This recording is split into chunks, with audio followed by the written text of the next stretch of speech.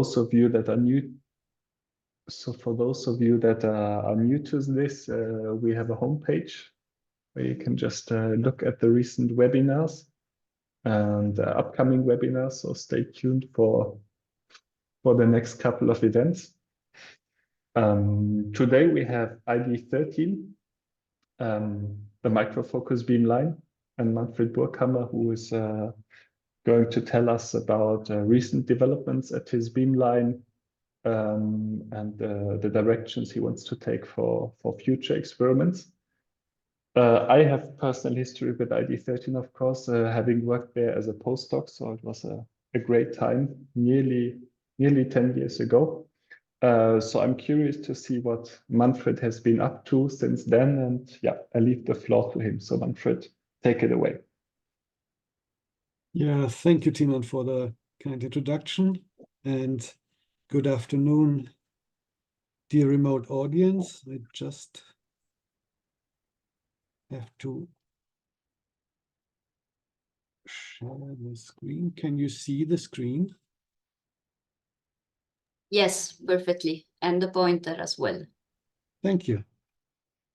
So I will present you a very brief overview over the ID13 beamline in breadth, and I would start with an overview on the topics that we are these days typically covering. You see this EBS logo about the different sections in the center, and we're covering almost all of them except extreme conditions. And so from cultural heritage over a lot of biotopics, but also since very recently sustainable energy materials, and also some time-resolved work.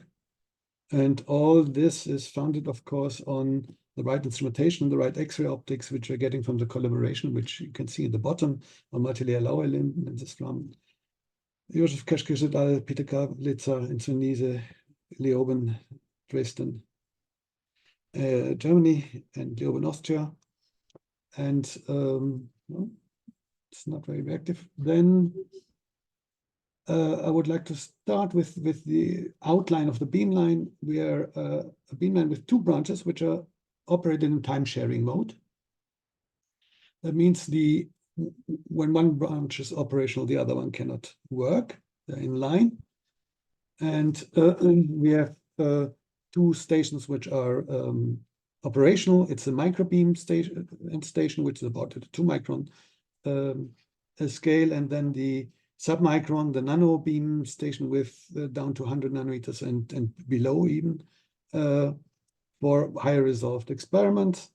And we have along the line, we have focusing and pre-focusing devices. They're powered by a new 18 for U35 annulator. And you can see the typical energy range is, let's say, in the very moderate hard X-ray range.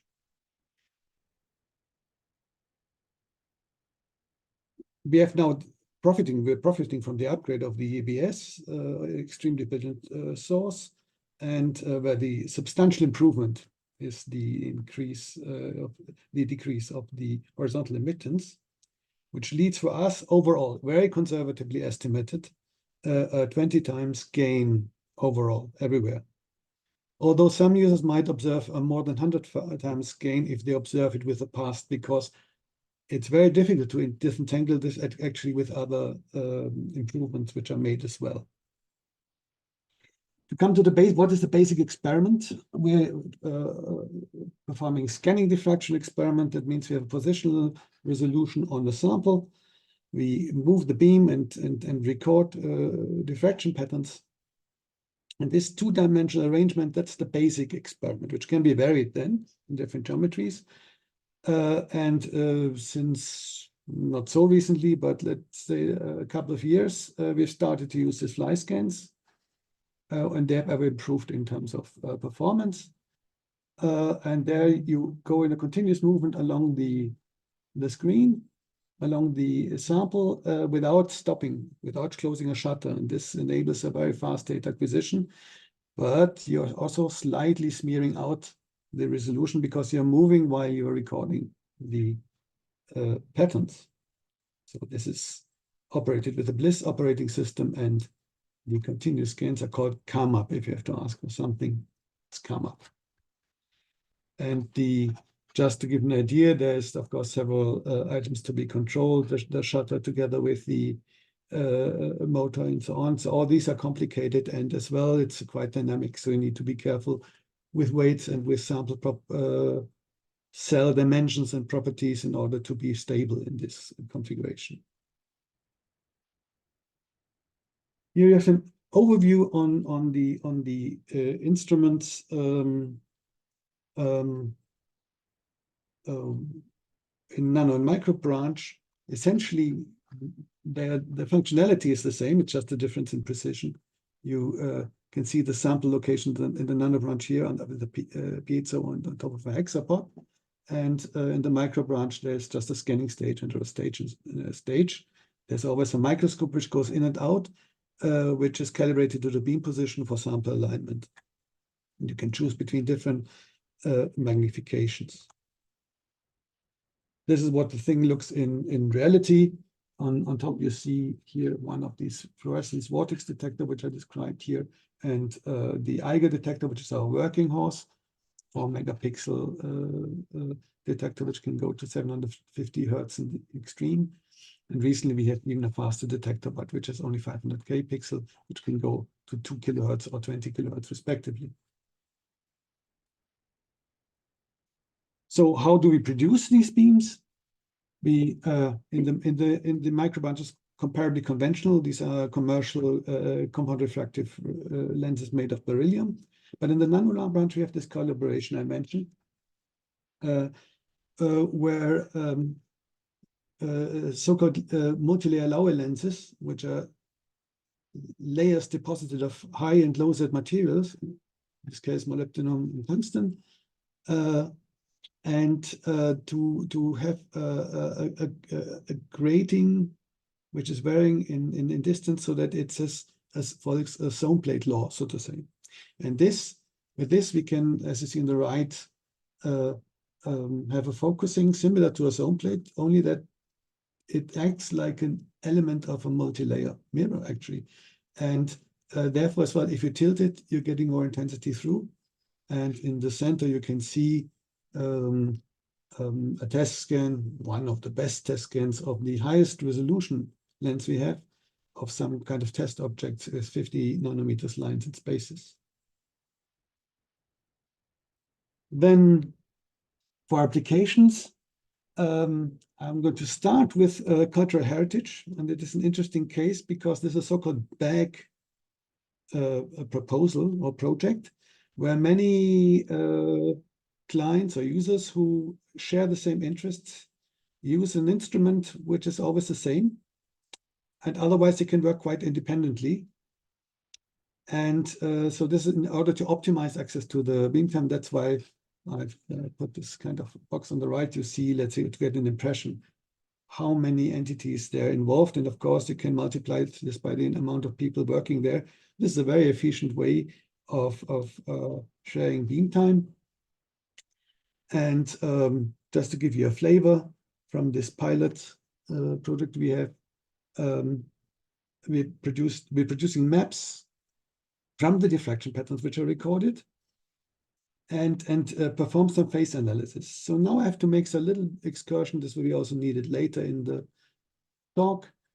What I mean when I talk about phase analysis is that we collect at each point potentially hundred thousands or millions of these diffraction patterns on the left, and then they are azimuthally regrouped. They can be also azimuthally two-dimensionally regrouped, and then these so-called device sharer rings here are transformed into lines. So this is then regrouped in polar coordinates, or you can produce even something which looks like ordinary powder patterns, right? Independent of 2 theta, with of course lower resolution than you have at a high resolution powder beamline. That is about complementary, but we can do the extensive mapping. So coming back here, you see an example on the right of this Barmin wall painting from Afghanistan, where you can see the 3 phases which are mapped, and you can know exactly where which phase is located. and the same on the lower lap, on some kind of left on some ancient wood vessel, which has been preserved with PEG, which might have not been such a good idea, and one can then analyze where is which phase. And this is the concept of these mappings. So this is done in the micro branch, typically with 1 or 2 micrometer scanning resolution. If you move to another type of samples, to the nano branch, then we can look at the fiber diffraction study. Fiber diffraction is a long tradition at ID13. And you can here see a study on bagworm silk. That is some moth which is producing a very tough silk, which could be also interesting for sustainable materials. And we can, one of these fibers is, let's say, barely 6 microns in diameter, but we can get many positions on this and kind of image this fibers even in sacs or in wax. If you look at the fiber pattern on the right, there's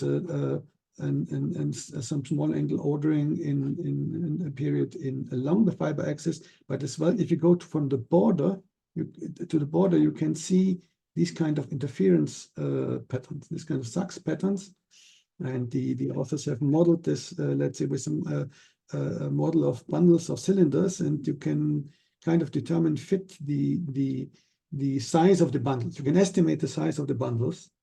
And this hypothesis is that these are bundles, and can see that there's a gradient from the outer layer of the silk to the center. And that is you can get a remarkable insight. Where before it was already an achievement to have single fiber diffraction, you have the resolution within the fiber. And we are very sensitive, of course, as well, because this is not a lot of diffracting material. Then I would like to present also an example of time resolution. We did an experiment with a so-called chip calorimeter, which has been developed by the group of Dmitry Ivanov and Martin Rosenthal, former ID13 scientist. And you can look this up in this reference. And this is a very small sample area of about 100 microns, where you can have a small sample and heat it extremely fast because of the small mass. It's on a silicon nitride membrane with some kind of mostly silicon silicium based elements to measure the temperature with thermocouples and to heat. And here you see this embedded in a gas environment, and like this, it's positioned on the setup, and by means of very fast heating, you can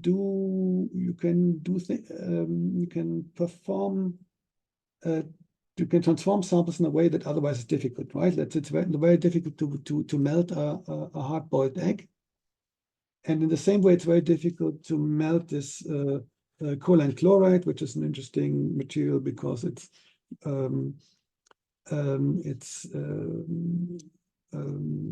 used for this deep eutectic solvents, which are, let's say, relatively green alternative to nasty other solvents in chemical industry.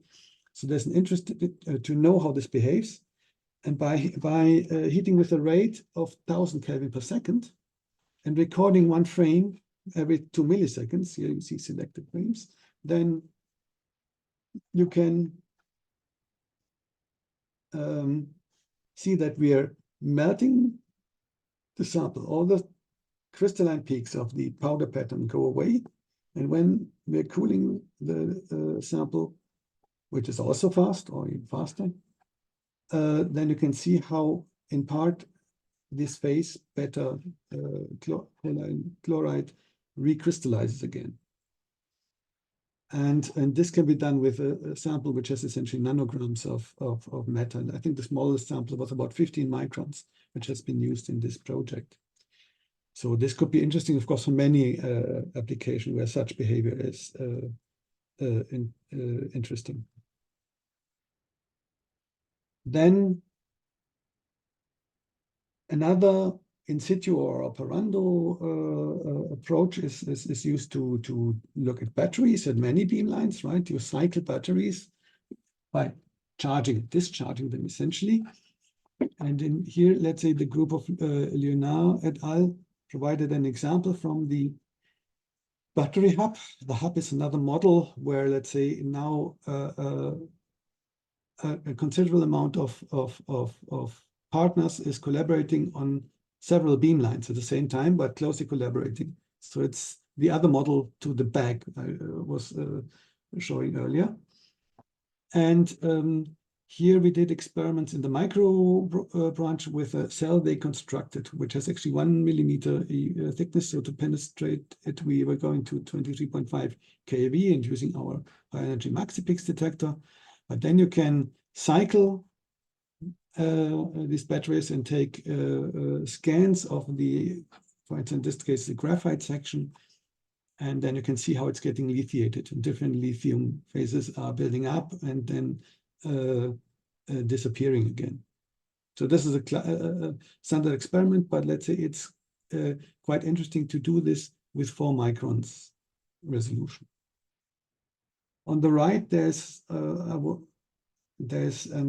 topic on the nano branch regarding solid electrolytes, where the problem of batteries, of lithium batteries, is that there can be crack forming, there can be lithium dendrites growing, and this can lead to equipment failure, to device failure. And that's, of course, a serious problem which needs investigation. And there's this idea that the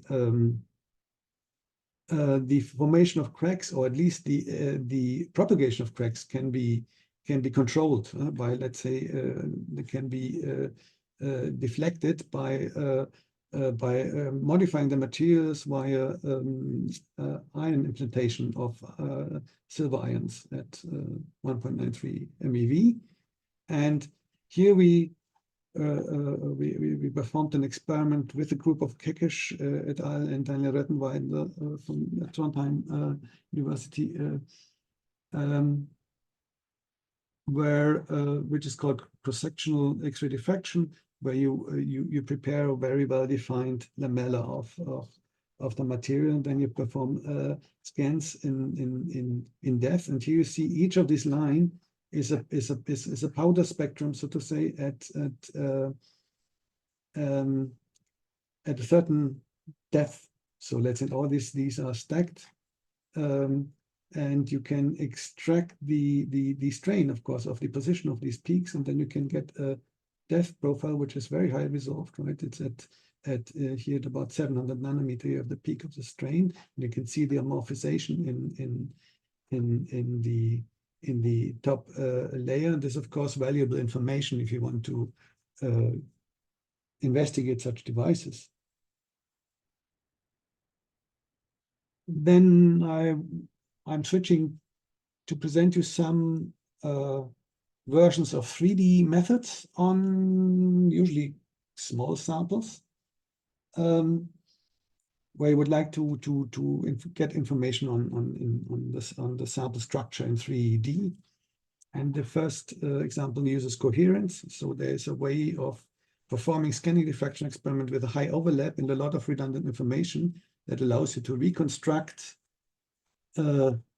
information on the orientation and on the strain at the same time from a very small volume of a sample. In this case, a thin calcite film, which has been grown from an amorphous precursor on a silicon nitride membrane, and this is submicron thickness.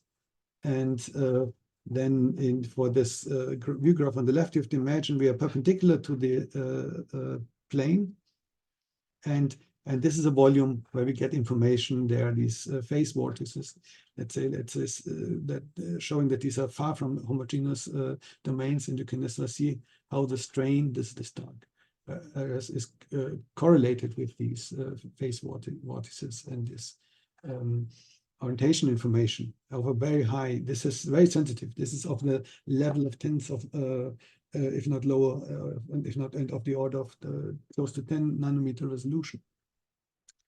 And this is like the other methods I'm going to show you. These are expert methods, but there's now efforts. In particular, there's a very far-going effort, let's say, in this Leaps in over EasyBreak project, write a software and to have a protocol that that even, let's say, educated laymen can then reconstruct, do the reconstruction, and not depending on the expert who have developed this really advanced method. And this is courtesy from Virginie Chamard and Tilman Grünewald, who collaborated with us, and Corinne Chavalard and Clémentine Collas, who did her PhD project on this topic.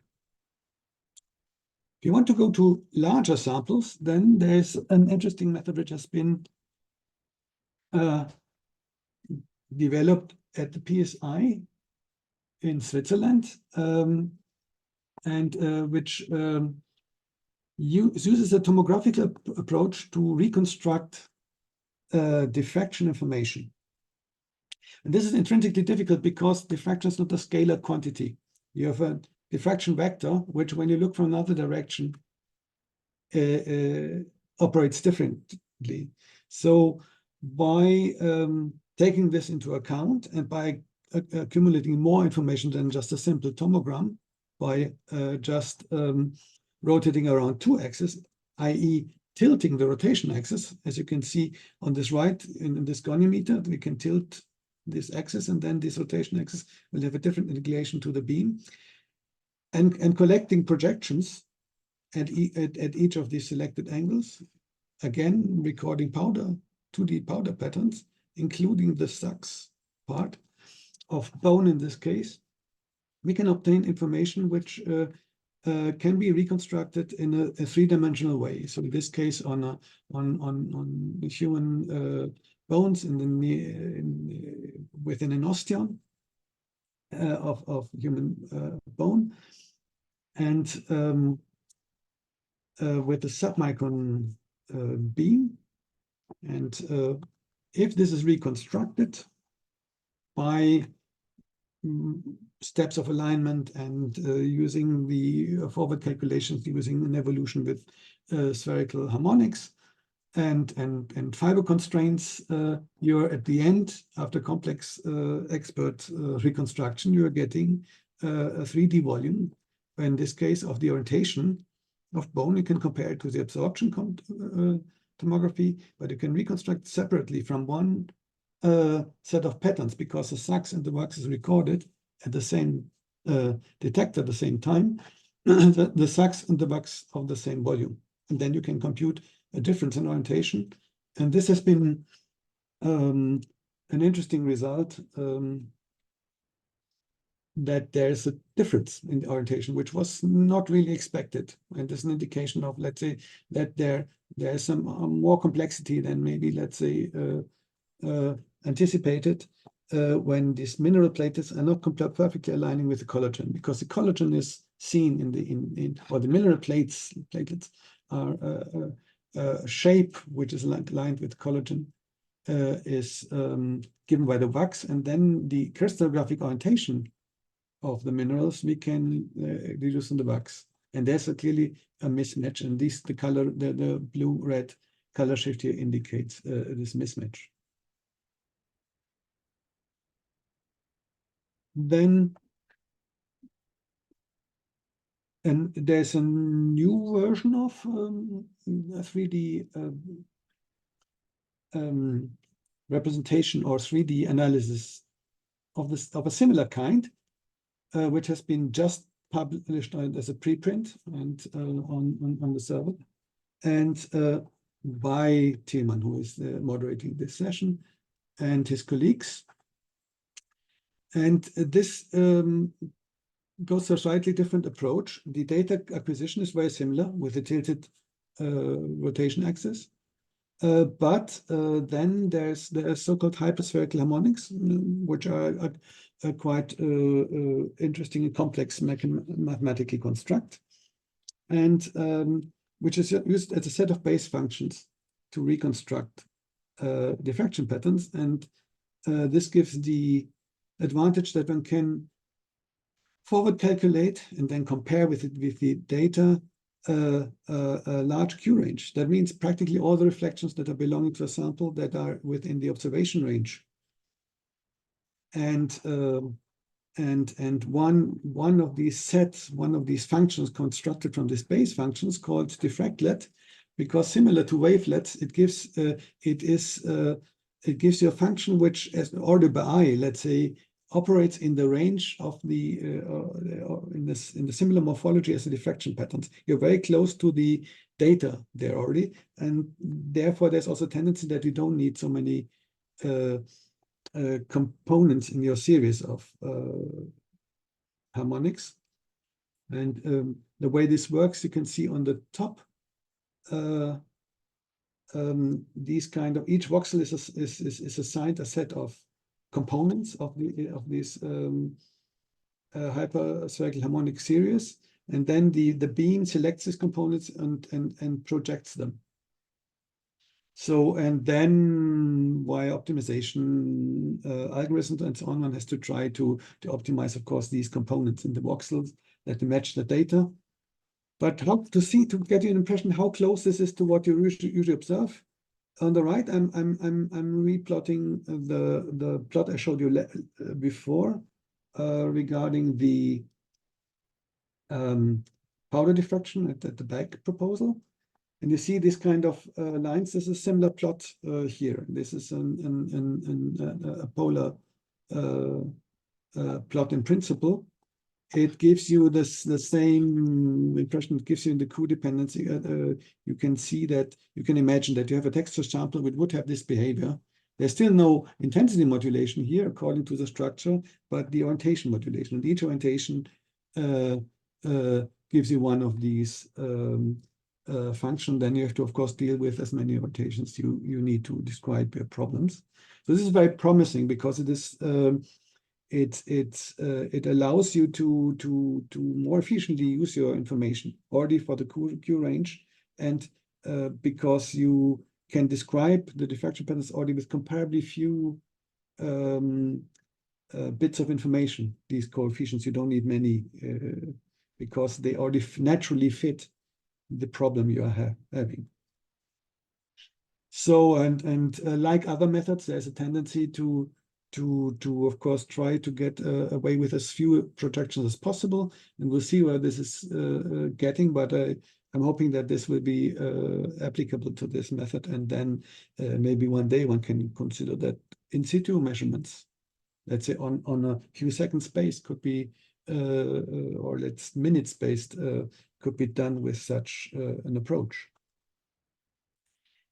The next example goes back to biology. We have a project, a collaboration with Göttingen University, Sarah Köster, Rita Mendes, who is based at ID13, and her colleagues on scanning of cells. Ideally, the aim is to, at the end, to scan living cells in a microfluidics environment. We made some precursor studies already quite a while ago where we were scanning freeze-dried samples. This is what you can see on the left, and you can see there's data treatment. Then we can segment these scans. This is a 9 million pattern scan.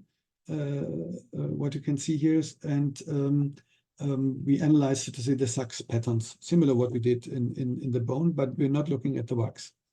And then you can segment these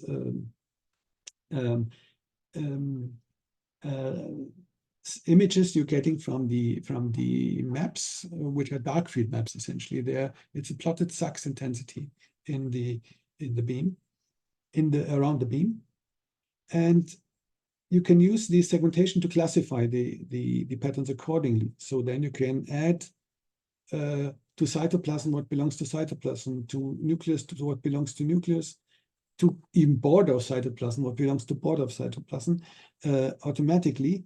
And then you get, although each individual position has only a low dose exposure of, let's say in this case, 1.34 milliseconds, you can still get some nice statistics because you can have a clever classification and a clever regrouping and averaging of the patterns to gain more information. But of course, the interesting story would be to do this in vivo, and everything is more difficult when you have water there because of radiation damage. You're performing radiolysis of water, and cells are very sensitive. It's very difficult to do this experiment. You have also more background. But with EBS and the quite intense nanobeams, which you can have now, in this case of roughly a quarter micron, we can scan these cells in an aqueous environment. This is scanned in a microfluidic cell, as you see, with silicon nitride membranes, and you see the quality of these scans is actually quite remarkable, and the quality of the data matching, or if not better, than the freeze-dried cell, which is much easier to handle problem. It is quite promising because we would like to do this to in vivo as well, and we were already testing that maybe several scans can be repeated, and this actually was looking quite good. So it's a very promising approach, and we're doing this within this FastScan project, where the ISRF is an associated partner. We're building up instrumentation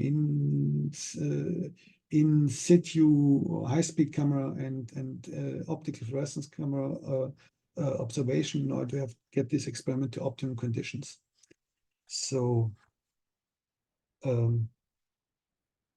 there is more to come from this. And then I'm coming close to the end of my talk. Give like a warning. In one of the other talks, somebody described how you can melt metal with the beam. I'm showing you, if you want, we can cut a high-performance fiber used for bulletproof vest with a beam. It's a very expensive way of cutting a fiber, but if you overscan it again, you don't need even so much. Cumulative dose, about I think 40 seconds per point or so, or 40 times. And Kevlar is a very radiation stable sample. For a while, actually, with low beams, one thought it would be practically infinitely stable, but it isn't. You can see that we're cutting this fiber, yet we can scan the cells.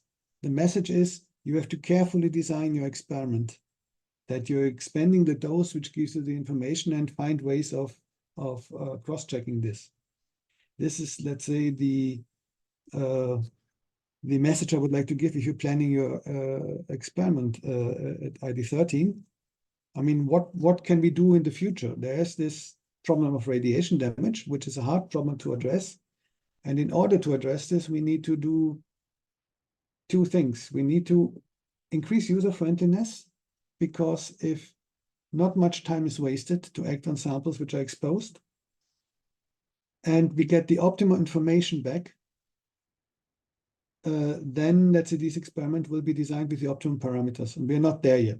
We are, let's have some experience, we get good results, but we are not there yet systematically optimizing this. And then together with this comes, of course, direct feedback from the experiment with machine learning techniques or other techniques, whatever it takes to get the optimum automatic design of an experiment, to decide as good as possible, as fast as possible, automatically how to expose your sample. And with these improved data acquisition strategies, I believe we can go much further. There's been always shown, let's say, where in the beginning experiments were very difficult and radiation damage was overwhelming, with some input of some thought and some improvements in methodology. For instance, increasing the scanning speed to fly scans. That was the all-deciding improvement that made the cell scanning possible as it is. And this has to be taken into account also with all upgrades. ID13 is aspiring for an upgrade. We are going to revise our instrumentation and refurbish it, but we will go along these guidelines. The increased user-friendliness, not in a primitive way that just we have some kind of nice buttons somewhere, but really in a way that you get as much as possible out and as much as possible checked in a short while, also after the experiment. We hope will also help to improve the turnout, to shorten the time it takes from taking such complex data and publishing them. And this would be our guideline for upgrade considerations, in which I cannot now enter in depth because I'm already running out of time. But I would like to thank you here for your attention. And I would like to thank the ID13 team, which you can see here now in picture wise as in the configuration of 2023. And I would like to point out that this is all the work of many, of course, of our users, of the community, of all the support groups, of former ID13 staff who we're sitting on the shoulders of giants there. And I would like to acknowledge this, of course, right? The fantastic ESRF support group. ESRF has a very good support structure, and many, many other colleagues from Alpha envy us for that. I would like to thank Christian Riekel, emeritus scientist, who is still active and, let's say, performing the fiber diffraction experiments at ID13, and two postdocs who left last year, Asma Mechahed and Alexei Melnikov, who, of course, let's say as well, their handwriting is in seeing what I present you now and quite a few more. You can see a compilation of the formal collaborations, which I'm putting out here. They're important. The battery example of the ion implantation was a precursor experiment, which was performed and evaluated and published shortly before we were setting up, or let's invited to join this Opera grant on exactly this type of experiments on nano operanda sample environments with nanobeams. And we have a postdoc, François Liena, who is supposed to work on it, is funded by this grant. We have another postdoc position open. If I manage to whet your appetite, and if you are now interested to perform or start a career at ID13, then be welcome. There will be soon an announcement on the web for the postdoc position. And with this, I would like to thank you for your attention finally. Thank you, Manfred. Thank you very much. That was a very impressive talk. I would invite questions in the question and answer box, if there are any. I found